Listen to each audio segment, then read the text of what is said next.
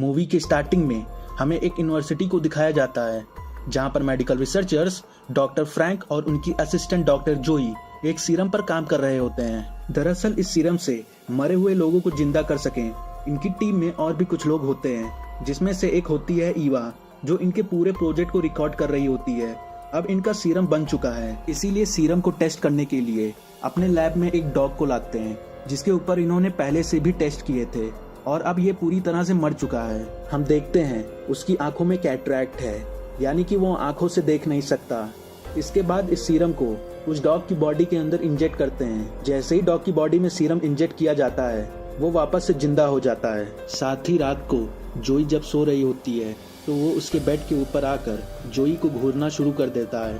दरअसल इस डॉग का पूरा बिहेवियर दूसरे डॉग की तरह नहीं होता है, इसीलिए डॉग को मशीन के अंदर डालकर ये उसके ब्रेन को चेक करते हैं और इन्हें पता चलता है कि इन्होंने जो सीरम डॉग के ब्रेन के अंदर डाला था अभी वो उसकी पूरी बॉडी में नहीं फैला। अभी डॉग को वहीं लैब के अंदर केज में बंद कर देते हैं जहाँ पर रात को इन्हीं का साथी कुछ रिसर्च कर रहा होता है और तभी उसको डॉग की भौंकने की आवाज आती है। और जब वो उस जगह पर जाता है जहाँ पर डॉग को केज के अंदर बंद किया गया था तो वो देखता है कि केज टूटा हुआ है, चारों तरफ सामान फैला हुआ था। उसको कुछ समझ में नहीं आता है और तभी डॉग उसके सामने आ जाता है। वो बहुत ज्यादा एग्रेसिव होता है, वो उस पर अटैक करना चाहता है पर वो किसी तरह से लैब से निकलकर सीधे फ्रैंक, जोई और अपने दूसरे साथियों के पास जाता है।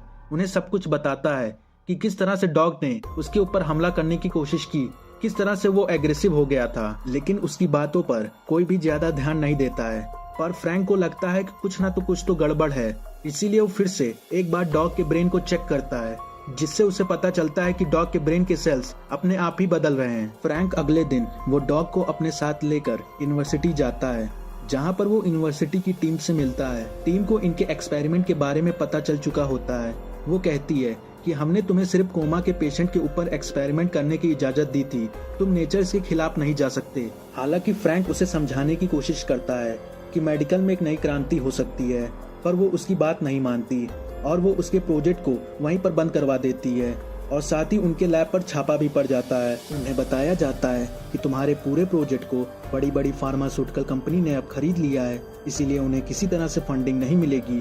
फार्मास्यूटिकल कंपनी उनके सारे रिसर्च पेपर रख लेती है, पर तभी ईवा उस डॉग को अपने साथ लेकर पीछे के रास्ते से निकल जाती है। अब ये सब के सब बहुत परेशान हो जाते हैं क्योंकि इनकी पूरी रिसर्च को बड़ी बड़ी फार्मास्यूटिकल कंपनी ने अपने अंडर कर लिया होता है। तभी फ्रैंक उन्हें कहता है कि वो कंपनी कल से उनका लैब लेगी, तो अभी उनके पास एक रात है। वो इस एक्सपेरिमेंट को डुप्लीकेट करेंगे और उसके वीडियो को पोस्ट कर देंगे जिससे सबको पता चल जाएगा कि वो सीरम उन्होंने बनाई है। रात को सभी लोग चुपके से लेबोरेटरी में जाते हैं और जोई के पास उस सीरम का थोड़ा सा सैंपल बचा होता है जिससे वो डुप्लीकेट एक्सपेरिमेंट करने वाले होते हैं।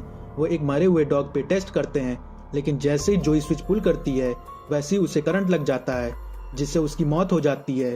ये देखकर फ्रैंक रोने लगता है और जोई को पंप करके उसे जिंदा करने की कोशिश करता है, लेकिन वो जिंदा नहीं होती है।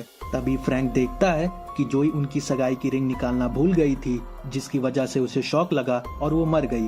फ्रैंक जोई से बहुत प्यार करता था और वो उसे वापस लाना चाहता था, इसीलिए वो फैसला करता है कि वो सीरम की मदद से उसे वापस लाएगा। ये सुन के बाकी सभी लोग इस बात का विरोध करते हैं। बाद में वो सभी लोग फ्रैंक का साथ देते हैं क्योंकि उसके पास सिर्फ यही एक तरीका था जोई को वापस लाने का। वो सभी जोई के ब्रेन में वो सीरम को डालते हैं, लेकिन वो कोई रिएक्शन नहीं देती। तभी वहाँ पर एक गार्ड आ जाता है जिसे देखकर सभी लोग छुप जाते हैं। जब वो गार्ड वहाँ से चला जाता है तो वो सभी देखते हैं कि जोई जिंदा हो गई। फ्रैंक ये देखकर बहुत खुश हो जाता है और जोई को अपने गले लगा लेता है। वो जोई का एमआरआई करते हैं तो उन्हें पता चलता है कि जोई के ब्रेन में काफी बदलाव आया है। ईवा निको से पूछती है कैसा बदलाव आया है। निको उसे बताता है जिस तरह से डॉग के दिमाग के सेल्स बदल रहे थे उसी तरह से जोई के दिमाग के सेल्स भी बदल रहे होते हैं, जिससे सबके सब घबरा जाते हैं। फ्रैंक जोई को अपने साथ ले जाता है और उसे पता चलता है कि जोई जिंदा होने के बाद उसके अंदर बहुत सारी शक्तियां आ गई हैं। वो किसी के दिमाग को रीड कर सकती है और अचानक से उसकी उंगलियां नीली होने लगती हैं। जब वो मिरर में देखती है तो वो भी टूट जाता है। फिर मिरर उसे 2 रिफ्लेक्शन दिखा रहा होता है फिर वही डॉग जोई के पास आकर उस पर भौंकने लगता है और यहाँ पर जोई अपने ब्रेन पावर को यूज करके उस डॉग को मार देती है। इसके बाद वो डरते हुए फ्रैंक के पास आती है और उसे बताती है कि मैं पहले जैसी नहीं रही, मैं चेंज हो गई हूँ, मेरे साथ सब कुछ अजीब हो रहा है। जब मैं मर गई थी तो काफी सालों से मैं एक जगह पर फंसी रही जहाँ पर मुझे लोगों की चीखें सुनाई देती थी और मुझे लगता है वो हेल था। फ्रैंक कहता है कि तुम सिर्फ कुछ मिनट के लिए मरी थी और ये एक साइड इफेक्ट हो सकता है, परेशान मत हो। इसके बाद फ्रैंक जोई को नींद का इंजेक्शन लगा देता है और जब जोई सो रही थी तो ईवा उसके पास आती है, लेकिन ऐसा होते ही जोई की ब्रेन पावर से ईवा उसी की ड्रीम में चली जाती है और ये वही नाइटमेयर था जो जोई हमेशा देखा करती थी।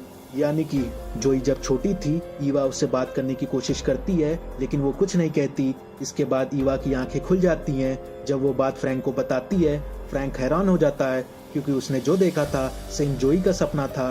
फ्रैंक उसे बताता है कि जब जोई छोटी थी तब उसकी बिल्डिंग में आग लग गई थी जिसकी वजह से बहुत सारे लोगों की जान चली गई थी। ये जान के सबको लगता है कि शायद वो सीरम ब्रेन को यूज करने की कैपेसिटी बढ़ा रही है जिससे जोई अपना ब्रेन ज्यादा यूज कर पा रही है।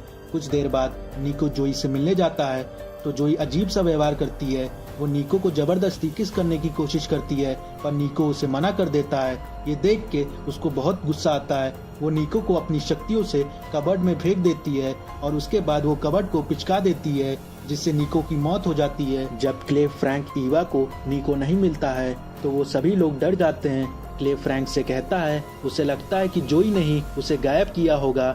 फिर फ्रैंक उसे समझाने की कोशिश करता है ऐसा कुछ नहीं है। तभी जोई अपनी शक्तियों से क्ले के मुंह में उसकी इलेक्ट्रिक सिगरेट डाल देती है जिससे वो सांस नहीं ले पाता और उसकी वहीं पर मौत हो जाती है। ये देख के ईवा और फ्रैंक समझ जाते हैं कि जोई ये सब कर रही है। तभी जोई अपनी शक्तियों से उन पर सारा सामान फेंक देती है जिसकी वजह से वो दोनों जख्मी हो जाते हैं। वो दोनों ही जोई को रोकने का प्लान करते हैं। फ्रैंक इंजेक्शन लेकर जोई के पास जाता है और उसे बताता है कि वो उससे बहुत प्यार करता है। जोई फ्रैंक का दिमाग पढ़ लेती है और उसकी मनसा जान के उसे बहुत गुस्सा आता है। वो फ्रैंक का सर पकड़ के जोर से दबा देती है जिससे उसका सर फट जाता है और उसकी वहीं पर मौत हो जाती है। ईवा अकेली बची होती है जो इंजेक्शन लेके जोई को ढूंढ रही होती है। तभी जोई उसके पास आकर उस पर हमला कर देती है जिससे ईवा अपने आप को उसी बिल्डिंग में पाती है जिसमें वो पहले पहुंची थी। तभी वो वहां पर छोटी जोई को देखती है जिसके हाथ में माचिस थी। ये देखकर ईवा समझ जाती है कि जोई ने ही बचपन में उस बिल्डिंग में आग लगाई थी जिसकी वजह से काफी लोग जल के मर गए थे। वो छोटी जोई से दरवाजा खोलने के लिए कहती है ताकि वो लोग बाहर आ सके और उनकी जान बच सके और जोई अपने आप को माफ कर सके। तभी वहाँ पे जोई आ जाती है और ईवा पर हमला करने वाली होती है लेकिन छोटी जोई दरवाजा खोल देती है जिससे उसका पछतावा खत्म हो जाता है और ईवा रियलिटी में आती है जहाँ पर उसने जोई को इंजेक्शन लगा देती है जिसकी वजह से जोई मर जाती है। तभी ईवा को बचाने के लिए रेस्क्यू टीम आती है तो ईवा ऑफिसर के गले लग के रोने लगती है। तभी ईवा देखती है कि जोई की बॉडी वहाँ से गायब हो गई है। वो ऑफिसर और कोई नहीं बल्कि जोई है। जोई अपनी शक्तियों से उसे विजन दिखा रही थी। तभी जोई उसे भी मार डालती है। उसके बाद जोई फ्रैंक की बॉडी लेके आती है और उसमें अपना खून डालती है और फ्रैंक जिंदा हो जाता है और ये मूवी यहीं पर खत्म होती है।